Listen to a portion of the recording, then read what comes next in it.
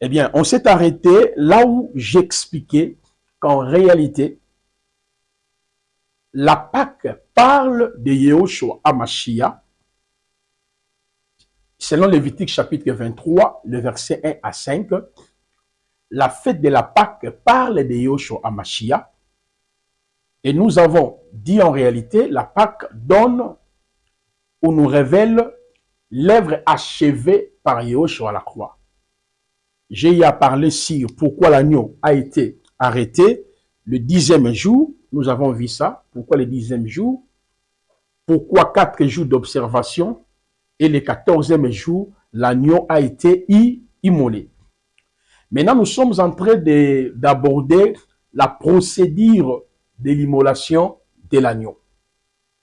Nous avons vu, l'agneau a été pris le 10e jour, examiné pendant 4 jours, immolé entre le deux soirs, ok, justement le 14e jour. Alors, je voudrais conclure, parce qu'il était question, si on peut prendre la page suivante, il était question de prendre l'agneau sans défaut d'une année ou d'un chevreau. Alors, nous avons décortiqué en long et à large qu'en réalité, l'agneau d'une année veut dire quoi? Vous avez déjà l'information. Pourquoi l'agneau était mâle sans défaut? Vous avez l'information. Mais il y a une autre information que nous allons ajouter justement pendant quelques minutes. Pourquoi Yahvé avait demandé aussi un chevreau? Notez que le chèvre parle de l'animal du sacrifice qui porte le péché de celui qui se sentait culpabilisé. Lorsque vous prenez Lévitique chapitre 1er, Lévitique chapitre 2, Lévitique chapitre 3, Lévitique chapitre 4, Lévitique chapitre 5, il y a tout un enseignement sur tous les sacrifices d'Itanar. Nous aurons suffisamment le temps de pouvoir en parler dans les détails ici.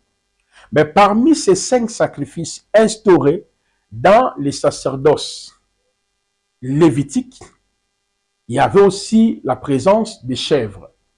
Les chèvres parlent de l'animal qui acquitte l'homme. Les chèvres parlent de l'animal qui ôte la culpabilité. Donc, en réalité, Yehoshua, qui est mort à la croix comme l'agneau, il a enlevé toutes les culpabilités qui pesaient sur les élites. C'est-à-dire, le péché d'Adam a été imputé sur nous, le péché de nos parents ont été imputés sur nous, et en réalité, nos propres péchés.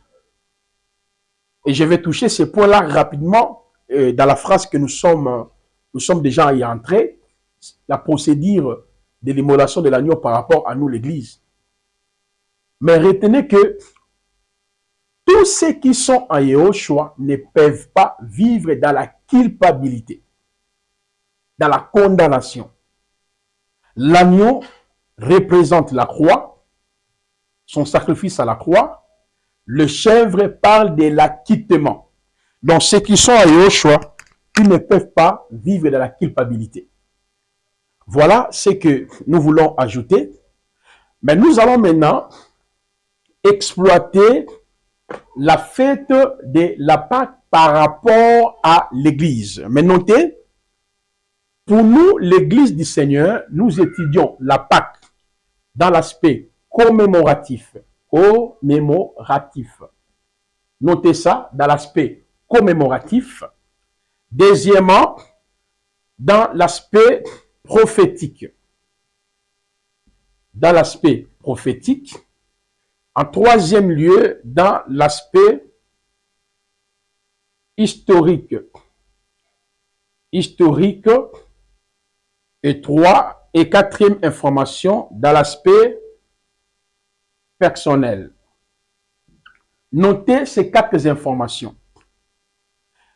Nous, l'Église, lorsque nous étudions les 7 fêtes de Yahvé, je vous ai dit qu'à bien même, ces 7 fêtes ne nous concernent ni de loin ni de près, mais néanmoins, ça explique notre position en Yahushua. Israël, le peuple acquis, le peuple sur qui, Israël, le peuple sur qui, la loi portant sur l'observation de cette fête leur a été promulguée par l'entremise du prophète Moshe. Je vous ai dit ici, il y a même les éléments constitutifs de la célébration de ces 7 fêtes de Yahvé. Parmi ces éléments, c'est ce qui manque, c'est ce qui explique que l'Église, elle ne peut pas observer ces 7 fêtes. Pourquoi il y avait eu des éléments, si on peut nous aider avec les éléments constitutifs de la célébration de cette fête de Yahvé. Il y avait les canans, voyez, les champs, on peut même ajouter la sémence. Voyez, les canans, les champs, la sémence, les dépluies, les 4 saisons, les récoltes, les moissonnaires, les sacrifices, les temples ou les tabernacles, les sacrificateurs, le jour, les sabbats, le mois, les années, le peuple, les cérémonies et rituels. Alors, si base de ces éléments ici, c'est ce que je vous ai dit, que ces 7 fêtes ne nous concernent pas, ni de près, ni de loin. Mais pour nous, ça explique la position que nous avons par Christ et ce que nous sommes devenus à travers la croix. Parce que ces 7 fêtes, je vous ai démontré, révèlent les différents aspects du ministère terrestre de Yahushua sur la terre pour les salut de ses élus. C'est alors, nous l'Église, quand nous lisons les textes de Vaïgra, Lévitique 14, nous étudions le fait d'être né dans l'aspect commémoratif, dans l'aspect prophétique, dans l'aspect historique et dans l'aspect personnel. C'est-à-dire, nous ramenons ces fêtes par rapport à notre identité. Alors, dans la procédure de la célébration du repas pascal, on revient sur la procédure de la célébration du repas pascal. Lisons d'abord Exode 12. D'abord, Exode 12, on va prendre les textes d'Exode 12 et puis on va y revenir sur ici. Exode chapitre 12, le verset, on peut anticiper déjà. Oui, je commence à le verset 5 et puis vous allez prendre à partir du verset 6. Exode chapitre 12, le verset 1 à 5. Yahweh parla à Moshe et Aaron en terre d'Égypte en disant, c'est moi ici sera pour vous la tête de mois. Il sera pour vous le premier de mois de l'année. Parlez à toute l'ensemble d'Israël en disant, les 10e jour de ces mois, qu'ils prennent chaque homme un agneau par maison, de père, un agneau par maison. Si la maison est trop petite pour un agneau, on le prendra avec le voisin le plus proche de sa maison d'après le nombre des âmes. Vous compterez pour cet agneau selon ce que la bouche de chaque homme mangera. Ça sera un agneau ou un chevreau sans défaut, mâle, fils d'un an. Vous le prendrez d'entre les brebis ou d'entre les chèvres. Le verset 611. Vous les tiendrez en dépôt jusqu'au 14e jour de ce mois, et toute la congrégation de l'ensemble d'Israël les tuera entre les deux soirs. Il prendra son sang et le mettront sur les deux poteaux et sur les laitons de la porte des maisons, où ils en mangeront la chair rôtie au feu cette nuit-là, la mangeront avec des pains sans levain, avec des herbes amères, et n'en mangez rien de cru, ni qui a été bouilli dans l'eau, mais rôti au feu, sa tête, ses jambes, ses entrailles. Ne laissez aucun reste jusqu'au matin, mais s'il en reste quelque chose le matin, vous le brûlerez au feu. Vous le mangerez ainsi, vos reins seront sains, et vous aurez vos sandales à vos pieds, et votre bâton à la main, et vous les mangerez à la hâte. C'est la Pâque de Yahvé. Maintenant, sur base de ces passages, voilà le verset, merci, le verset 12e. Je passerai cette nuit-là en terre d'Égypte, je frapperai tout premier-né en terre d'Égypte, depuis les humains jusqu'aux bêtes, j'exercerai des jugements sur tous les Elohim de l'Égypte, moi Yahvé. Le sang deviendra pour vous un signe sur les maisons où vous serez. Quand je verrai le sang, je passerai par-dessus vous, et il n'y aura pas sur vous de pleu et destruction quand je frapperai la terre d'Égypte. Ce jour deviendra pour vous un souvenir. Vous ferez ces pèlerinages, une fête pour Yahweh dans vos générations, statut perpétuel. Vous ferez ces pèlerinages. Magnifique. C'est magnifique. Alors, nous résumons ces tests par 14 points. On a vu le premier point, l'agneau a été pris le 10e jour, examiné pendant 4 jours, immolé entre les 2 soirs. Maintenant, je prends le 4e point. Le sang mis sur les 2 poteaux et sur les laitons de la porte des maisons. Le sang mis sur les 2 poteaux et sur les laitons de la porte des maisons. À savoir, mes chers frères et sœurs, la Pâque pour nous signifie que Yehoshua est mort pour nous. Maintenant, le sang que Yahvé avait demandé au peuple d'Israël soit appliqué sur les laitons de la porte. Ça représente quoi pour nous l'Église? Pour nous l'Église, le sang appliqué sur les laitons de la porte de la maison explique justement la notion de la nouvelle alliance. Selon les textes bibliques, la nouvelle alliance ne concernait pas les nations. C'était une alliance qui a été annoncée par Yahvé lui-même. Lorsqu'on prend Jérémie chapitre 31, versets 31 à 34. Yahvé avait annoncé la nouvelle alliance. Pourquoi? L'alliance sinaïtique a été violée. Tout d'abord, le mot alliance qui vient de l'hébreu Berit. Berit signifie contrat entre 2 individus. L'Ancien Testament, les 39 livres, ont été écrits, n'est-ce pas, dans la langue hébraïque. Le terme pour parler de l'alliance, c'est Berit. Le Nouveau Testament a été écrit en grec. Il y a 27 livres qui composent les canons du Nouveau Testament. Le terme grec pour parler d'alliance, c'est diatheke. Diatheke. Diatheke, ou soit Berit, signifie la même chose. Une alliance, un contrat entre les 2 individus. Alors, selon la Bible, il y a 7 grandes alliances divines. Notez cela. Il y a 7 grandes alliances divines, c'est-à-dire les différentes alliances que Yahvé le Créateur a dit contracter avec les êtres humains. Il n'y a que 7. La première alliance a été contractée avec Adam lorsque Yahvé a placé Adam dans le jardin d'Éden, selon Genèse 2, 13, 17.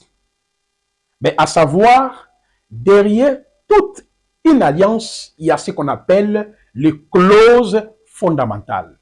Les clauses fondamentales, ce sont des dispositions que l'être est appelé à respecter vis-à-vis de l'alliance que Yahvé a contractée avec lui. Et quelle était la clause fondamentale de l'alliance de Yahvé avec Adam dans le jardin d'Éden? C'est le respect de sa loi. Genèse 2, 13, 17. Le jour où tu mangeras cet arbre, tu mourras. C'est-à-dire, Adam était dans l'obligation de pouvoir respecter la clause fondamentale de cette alliance-là. Mais néanmoins, il n'a pas pu respecter. Il a été invincé dans la présence de Dieu. OK? Deuxièmement, il y a eu l'alliance avec Adam après sa chute. Notez ça. L'alliance adamique après sa chute. Là, nous sommes dans Genèse 3, versets 13-14. Et quelle était la clause fondamentale de cette alliance? Après la déchéance d'Adam dans le jardin d'Éden, c'est le diable qui fut l'instigateur de la chute d'Adam et Ève. Lorsque vous lisez Genèse chapitre 3, le verset 1er jusqu'au verset 21, on nous relate l'historicité de la déchéance d'Adam et de son inversion dans les jardins d'Éden. Et on nous explique en même temps là, comment le diable fut l'instigateur de la chute d'Adam. Mais le verset 13 et le verset 14 du même chapitre 3, c'est là où on voit la deuxième alliance que Yahvé va contracter avec les humains. Quelle était la clause? Il dira au serpent, c'est de la postérité de la femme qui naîtra un sauveur qui écrasera la tête du serpent. Je mettrai une inimitié entre ta postérité et celle de la femme. Celle-ci t'écrasera la tête. Donc, et la clause, c'était quoi? Un sauveur, un libérateur qui viendra pour dégager Adam sous l'esclavage du péché, sous la domination de Satan.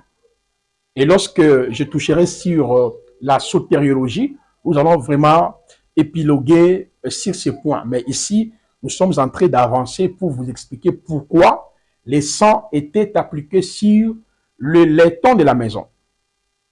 Et je vous ai dit que le sang symbolise l'alliance. Alors, après cette alliance-là, on voit l'alliance noanique, noachique, l'alliance avec Noé. Nous sommes dans Genèse 6, Genèse 7, Genèse 8, Genèse 9.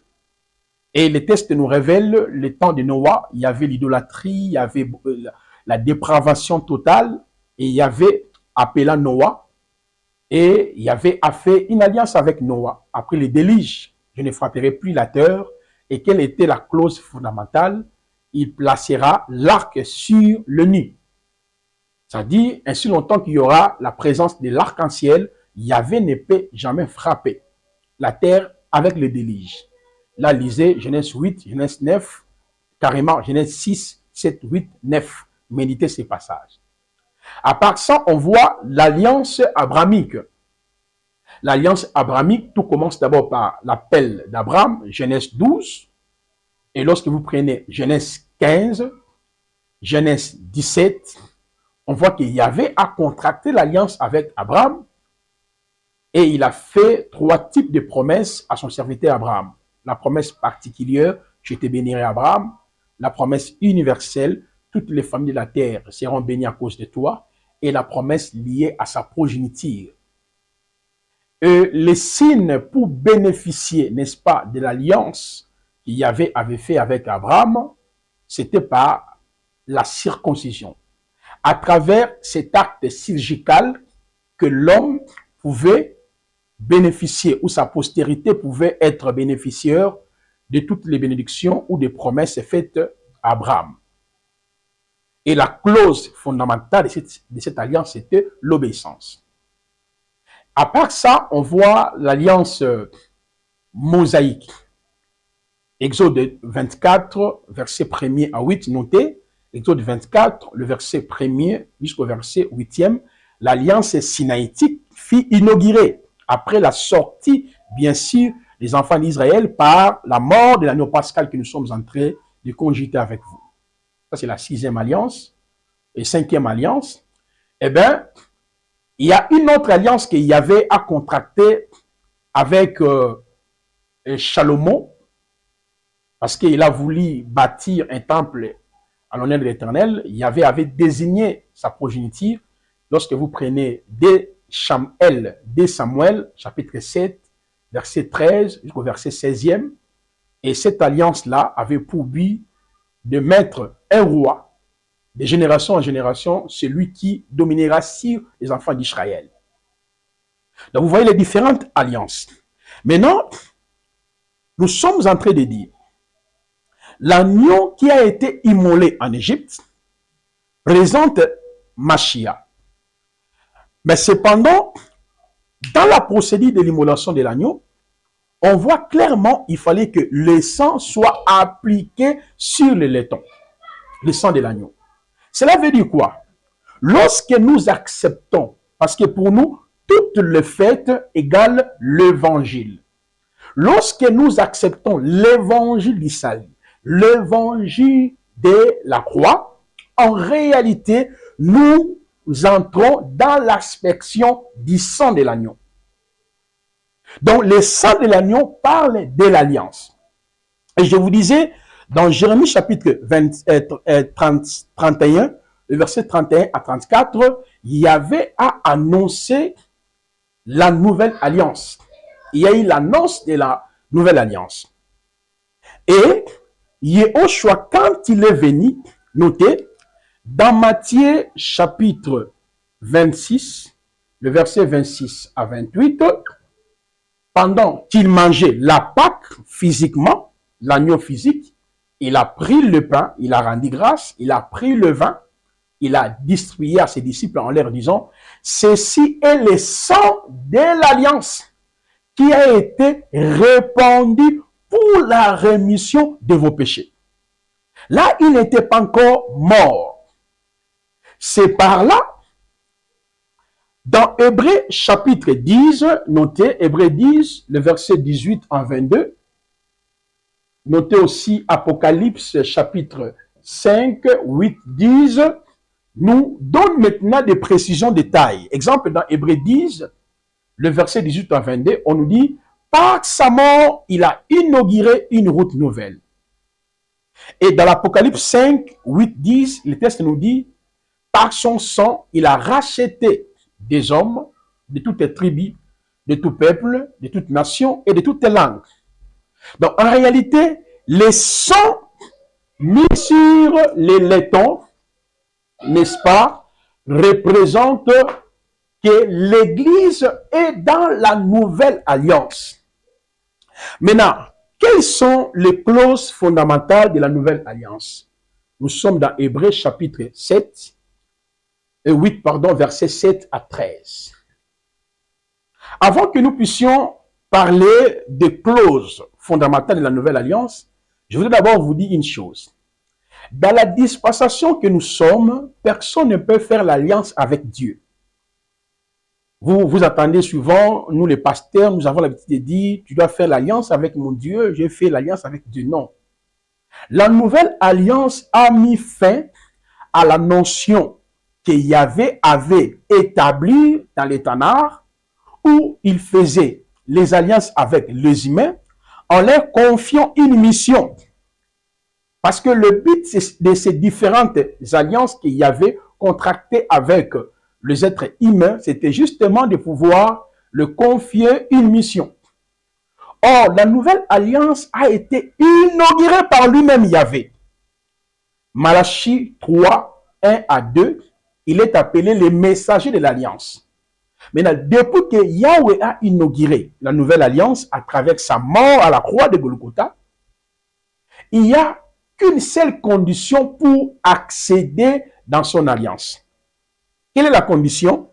La condition, elle est décrite dans Éphésiens chapitre 2, 8 à 10. Là où on nous dit, le salut vient par la grâce au moyen de la foi. Donc, si vous croyez à la mort, à l'ensevelissement, à la résurrection de Mashiach, automatiquement, vous entrez dans l'alliance de Yehoshua. Même nous, les pasteurs, selon Éphésiens 4, 11, les pasteurs, le prophète, le docteur, les évangélistes, nous tous, nous y entrons dans l'alliance de Mashiach au moyen de la grâce, par la foi, au moyen de la grâce. Dans l'ensemble, l'Église, nous composons ce que la parole appelle les fils et les filles de la nouvelle alliance. On ne peut pas dire aux fidèles de faire l'alliance avec nous. Aucun pasteur peut dire que lui, il a fait l'alliance avec Dieu. C'est Dieu qui a fait l'alliance avec nous à travers la Pâque, à travers sa mort à la croix de Golgotha. Combien de pasteurs que nous sommes, nous disons fidèles de faire l'alliance avec nous, de faire l'alliance avec notre Dieu. C'est vraiment une aberration totale dans ce sens. Alors, l'essence, si le laiton, signifie que tous ceux qui sont en Yehoshua sont dans son alliance. Alors, dans Hébreux 8, 7, 13, c'est là où on nous parle des clauses fondamentales de cette alliance. Lisez bien, prenez ça rapidement, lisez, vous allez voir. Il dira, je paraphrase, je me souviendrai plus de vos péchés. Donc, ceux qui sont dans l'alliance de Yehoshua, le péché n'est plus imputé. En même temps, il dit, vous êtes mon peuple. Il est notre Père, il est notre Créateur. Il place sa parole en nous. Nous allons lire dans Hébreux 8, le verset 7 à 13. Lisons ensemble pour voir les clauses fondamentales. Arrêtons de dire aux fidèles, tu dois faire l'alliance avec moi parce que j'ai fait l'alliance avec Dieu. Non, tout chrétien est déjà dans l'alliance avec Mashiach. Je prends Hébreux chapitre 8, le verset 7 à 13, pour voir les clauses fondamentales de cette alliance. Il est écrit, en effet, si la première alliance avait été sans défaut, il n'aurait pas été question de la remplacer par une seconde. Car c'est avec l'expression d'un blâme que le Seigneur dit à Israël, voici le jour vient, dit le Seigneur, où je ferai avec la maison d'Israël et la maison de Yehuda une alliance nouvelle. Non comme l'alliance que j'ai traitée avec leurs pères le jour où je les ai saisis par la main pour les faire sortir du pays d'Égypte, car ils n'ont pas persévéré dans mon alliance, et moi aussi je ne me suis pas soucié d'eux, dit le Seigneur. Mais voici l'alliance que je ferai avec la maison d'Israël après ce jour-là, dit le Seigneur. Je mettrai les lois dans leur esprit. Voici les clauses fondamentales. Tous ceux qui sont à Yehoshua, comme nous célébrons la Pâque par l'évangile, Yahweh a placé sa loi en nous. Les lois des familles tombent. Oh, les signes, oh, les autels tombent parce que nous avons la loi de vie en nous. Notez dans Romains 8, le verset 2, on nous dit la loi de l'esprit de vie en Yehoshua nous a affranchis. Donc, ceux qui sont dans l'alliance nouvelle ou ceux qui célèbrent la Pâque, Yahweh a placé sa loi, la loi de l'esprit de vie, la délivrance, sa vie en nous. Regardez, deuxième clause fondamentale de cette alliance, il dit, je mettrai mes lois dans leur esprit, je crierai dans leur cœur, je serai leur Dieu. Donc, ça dit, il est notre Créateur, notre Père. Deuxième des choses, ils seront mon peuple. Nous sommes aujourd'hui peuple de Yahweh. Le verset 11e, aucun n'enseignera plus son concitoyen, ni aucun son frère en disant, connaît-il le Seigneur, car tous me connaîtront depuis le plus petit jusqu'au plus grand d'entre eux. C'est-à-dire, nous avons la connaissance de Mashiach. Mais malheureusement, aujourd'hui, les chrétiens ont que la connaissance des autels, des démons. Oh non, on m'a dit, on a prophétisé, je suis sur l'autel, dans l'eau, on doit renverser tout ça là. C'est faux parce que vous n'avez rien compris, la Pâque, les pécheurs. Et il dit dans le verset 12, parce que je pardonnerai leurs iniquités et que je me souviendrai plus de leurs péchés. C'est-à-dire, ceux qui sont dans la nouvelle alliance ou qui célèbrent la Pâque, qui observent la Pâque, qui croient l'évangile, Yahweh ne tient plus compte de leurs péchés. Péchés passés, présents et futurs. Donc, nous allons prendre des pauses et puis nous allons y revenir rapidement pour donner quelques informations en ce qui concerne le sang de l'agneau. Baruch Ata Adonai Elohim Melech Haolam Yehoshua l'iniki le véritable Hachem, Elohim du Veto testamentaire manifesté dans le Néo testamentaire Eloah El Shaddai Yahvé, Anouki Yahvé Vehen Mibalda et Moshia. Je prie Seigneur, merci pour la paix, la joie et la bénédiction. Yahweh, continue à nous éclairer à ton gloire Adonai Yehoshua. Amen.